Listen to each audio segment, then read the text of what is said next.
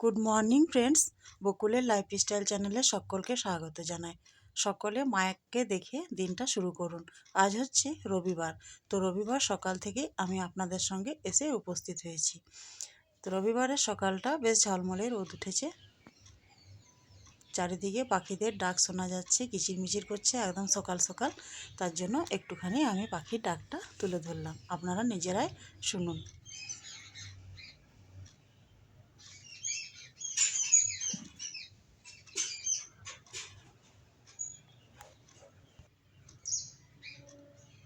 যেহেতু এদিকে অনেক চারিদিকে গাছগাছালি রয়েছে, সেহেতু অনেক রকম পাখি আসে।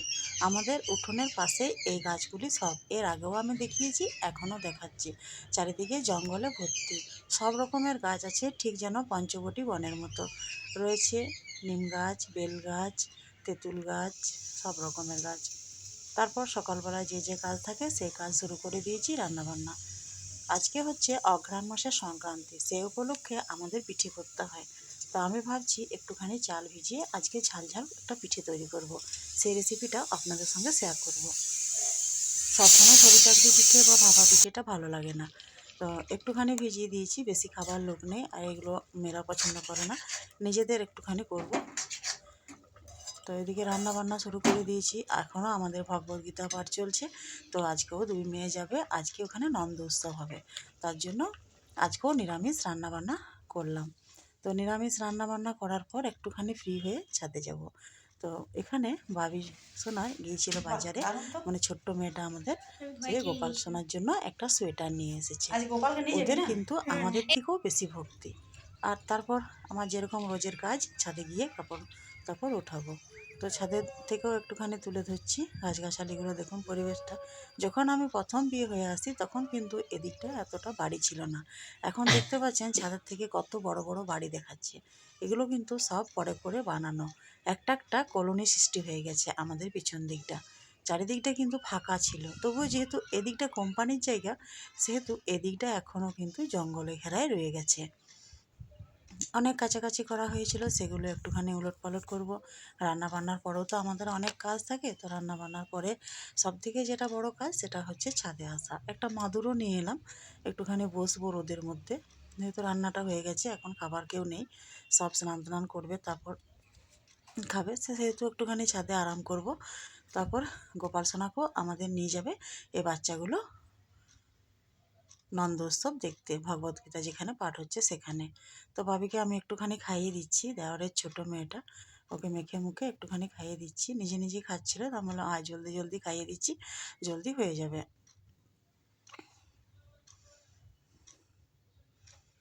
খুব ভালো মেয়ে, খাবার কোনো জ্বালানি নেই, যে কোনো কিছু একটুখানি মেখে মুখে খাইয়ে দিলে খেয়ে নেয়। তো এই যে গোপাল সোনাকে নিয়ে ওরা রেডি হয়ে গেছে। আর এটা কিন্তু বাচ্চা দুটোর বেশি ভক্তি, ওরা সবসময় ড্রেস পাল্টানো, সবসময় বাঁশি দেওয়া, পাগড়ি দেওয়া, বিভিন্ন রকমের ড্রেস ওরা এনে রেখেছে। আর কি বলুন তো, ওদের যে একটা মনের ইচ্ছা, একটা মনের জোর কোথা থেকে যে পায়, ওরা কিন্তু এই ড্রেসে করে না, প্রত্যেক সময় কিন্তু ড্রেস চেঞ্জ করে কিন্তু সব কিছু করে। যে বাচ্চা বলে এই নয় কি সব কাপড়ে সব করে নিচ্ছে। তো গোপাল সোনাকে নিয়ে যাবে, তার জন্য এই যে বাবি সোনা রেডি হয়ে দাঁড়িয়ে আছে। তো ওকে আমি বলছি কি সাবধানে নিয়ে যাস, কিন্তু ওর হাতে দেওয়া হবে না, যেহেতু একদম ছোট, রাস্তায় একটু হাঁটতে হবে। তাই আমি আমার মেয়েকে বললাম যে তুইও তো স্নান টান করেছিস আর কাপড়টা চেঞ্জ করেছিস, তুই নিয়ে যা। তো ও কিন্তু বায়না ধরছে কি আমি নিয়ে যাব। দেখা যাক, যদি দেয় একটু বুঝিয়ে সুঝিয়ে, তো বড় মেয়ের হাতে দিয়ে দেবো। এই যে সব একে একে বেরোচ্ছে। আর যাক ভাবি একটু বুঝেছে, বড় মেয়ের হাতে দিয়ে দিয়েছে ঠাকুরটা গোপাল সোনাকে। তো ওরা আমার মেয়ে নিয়ে যাবে, তারপর ওদের আসতে কিন্তু অনেকটাই লেট হবে। এখন 2টো বাজছে, মোটামুটি সন্ধ্যে 6টা বাজবে আসতে। তো এই যে ওরা যাচ্ছে, মা যাবে সঙ্গে, আর আমিও যেতাম, কিন্তু বাড়িতে কেউ নেই, একা একা বাড়িটা ফেলে তো যাওয়া যায় না। দুই যা ওরা গেছে মানে বিয়ে বাড়ি, একটা বিয়ে বাড়ি আছে, সেই বিয়ে বাড়ি গেছে। তো আমি একাই বাড়িতে থাকবো, বাচ্চা সব যাবে আর মা যাবে। বাচ্চাগুলো কিন্তু ওর মায়ের সঙ্গে বিয়ে বাড়ি যায়নি। ওই যে মেয়ে চললো, মেয়ে আর ওই যে মা আগে আগে যাচ্ছে। সেই যে আমি আবার বাড়ি ঢুকছি। তো দেখুন আমাদের গলিতেও কত রকম গাছ, একটু গলিটা পেরিয়ে আমাদের বাড়িটা আসতে হয়, আমাদেরই গলি এটা, লম্বা লম্বা ঘরটা, আর তারপর মানে গলি দিয়ে যেতে হয়। তো গলির ধার পাশে অনেক গাছ রয়েছে, পেয়ারা গাছ আছে। এই যে যে লোকগুলো এখানে বাস করে, কোয়ার্টারের লোক তো নেই, যে লোকগুলো বাস করে তারা বিভিন্ন রকম গাছ লাগিয়ে দিচ্ছে। আমাদের একটু অসুবিধাও হয়, আবার কিছুটা আরামও হয়। অসুবিধা বলতে সব পাতা আমাদের উঠোনে পড়ে যায়, গলির মধ্যে পড়ে যায়, সেগুলো আমাদেরকে পরিষ্কার করতে হয়। আর আরাম হচ্ছে যেমন গ্রীষ্মকালে হাওয়া আসে বা ছায়া দেয়, এটা একটা আরাম। তো যাই হোক, কিছু তো করার নেই, যতটা পারি নিজেরাই কেটে কুটে পরিষ্কার করে দিই, যেগুলো সামনের দিকে ডালপালাগুলো বেড়ে আছে। আর বাকিটা তো কাটতে পারবো না, বাকিটা ওদের ওদিকে। তো একটাও কাজ হয়নি, ওদেরকে নিয়ে এতক্ষণ ব্যস্ত ছিলাম। কৌতলে অনেক থাল বাসন পড়ে আছে, এগুলো সব ধুবো, তারপর বাকি কাজগুলো করব। অনেক থালা বাসন এখানে পড়ে আছে।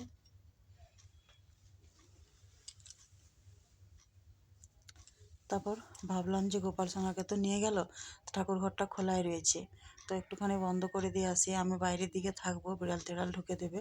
তো এই যে ঠাকুর ঘরটা একটু দর্শন করে নিন। সকালে মা পুজো করেছে, এখন কিন্তু দুপুর 2টো বাজে, এখন কিন্তু সকালের ব্লগ এটা নয়, এটা দুপুরের।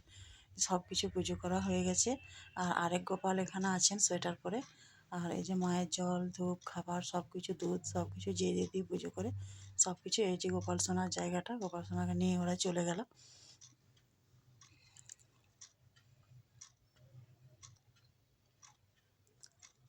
তো আমি একটুখানি ঘরটাতে ঢুকেছিলাম, তো সেই জন্য একটুখানি ভিডিও করলাম আপনাদেরকে দেখানোর জন্য। এই যে বাবা ভোলানাথ রয়েছেন এখানে,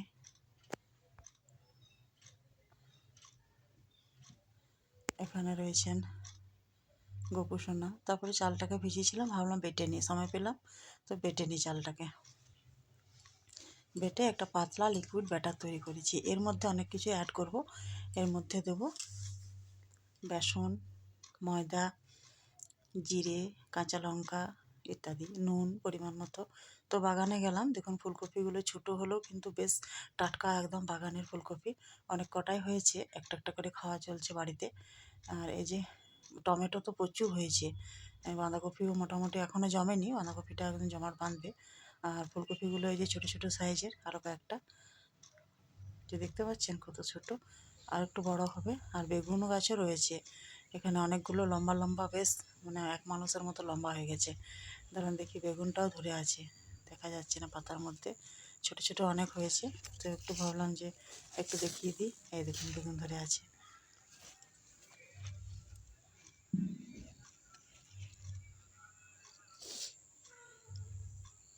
চারিদিকে ডালপালা সবুজ সবুজময়। সবজি লাগালে বাড়িটাতে অনেক সবজি হয়। আর এই যে অনেকগুলো বেগুন গাছ আছে, প্রত্যেকটা গাছে ফুল দিয়েছে, ছোটো ছোটো কিন্তু বেগুনও ধরে গেছে। আর শশা গাছগুলো অনেক ফুল দিয়ে দিয়েছে। এখানে মূলো শাক আছে, মূলো শাকটাও মাঝে মধ্যে নিয়ে যাই, রান্না করি যেদিন দরকার পড়ে। ধনেপাতা রয়েছে। আর টমেটো প্রচুর ধরেছে, এত টমেটো ধরেছে দেখা যাচ্ছে না ক্যামেরাতে, কিন্তু প্রচুর টমেটো ধরেছে। দাঁড়ান সামনে গিয়ে দেখাচ্ছি, এই দেখুন কত টমেটো আছে। মানে 2-1 দিনের মধ্যে এগুলো কিন্তু একটু একটু হলুদ হয়ে আসছে, 2-1 দিনের মধ্যে পেকে যাবে। এত টমেটো ধরেছে, এত টমেটো কিন্তু এত সহজে তাড়াতাড়ি ধরে না, একটু পরেই হয় চাষটা। তো বাগানে যে কোনো সবজি একটু আধটু হলেও বেশ ভালো লাগে, যতটা না খেতে ভালো লাগে ততটা দেখতে ভালো লাগে। আর এখন তো সবজি অনেক সস্তা বাজারে, কিন্তু তবুও যেহেতু বাগানের মধ্যে হয়েছে তাই দেখতে ভীষণই ভালো লাগে। এই দেখুন কত টমেটো, অনেকগুলো টমেটো গাছ আছে। বেগুন আর টমেটো গাছ বেশি আছে, ফুলকপিটা কম আছে। আর অন্য বছর ফুল অনেক হয়, গাঁদা ফুল। এবছর মাত্র 2টো কি 1টা গাছ আছে। তো ফুলগুলো হয় মায়ের পুজো করতে কাজে লাগে, তবু হ্যাঁ কখনো কখনো 2টো ফুলও তার পুজো হয় না, কিনে নিয়ে আসতে হয়।